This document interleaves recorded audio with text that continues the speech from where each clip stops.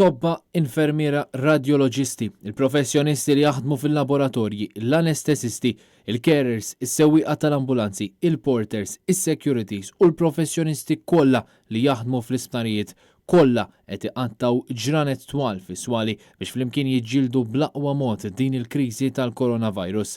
Is-sagrifiċċji huma kbar, is-sigħat tax-xogħol huma twal. Ir-realtà hi li anke ir-riski huma evidenti.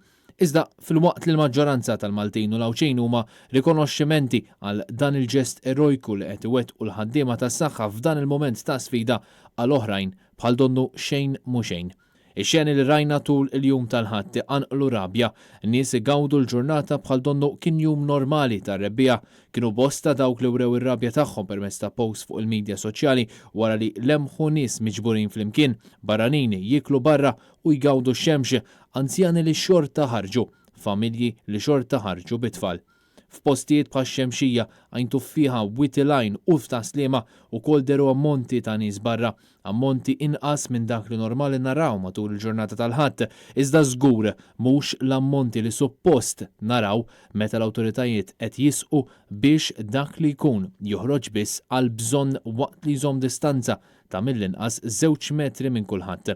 Sfortunatament, il-messaġġi konfliġġenti li smajna matul din il-ġimgħa komplew ħarbtu d-dixxiplina li huwa importanti li nosservaw bħalissa b'appelli repetuti biex nimxu ma' dak biss li qed jgħidulna l-esperti tas-saħħa.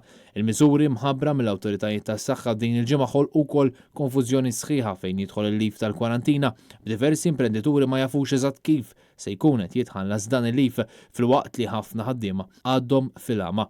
Tard is-sibt fil-għaxija kien hemm emendi fin-nota oriġinali li kienet inħarġet minn Malta Enterprise din tgħid mod ċar li ħaddiema li jaqgħu fi kwarantina obbligatorja minħabba li huma vulnerabbli jieħdu somma ta' darba ta' €350. Dan il-grant huwa applikabbli wkoll għal min jibqa' d-dar għax jgħix ma' anzjani u persuni vulnerabbli. Dan il-grant dejjem skont in-nota reveduta tal-Malta Enterprise ikopri biss persuni li jaħdmu full-time.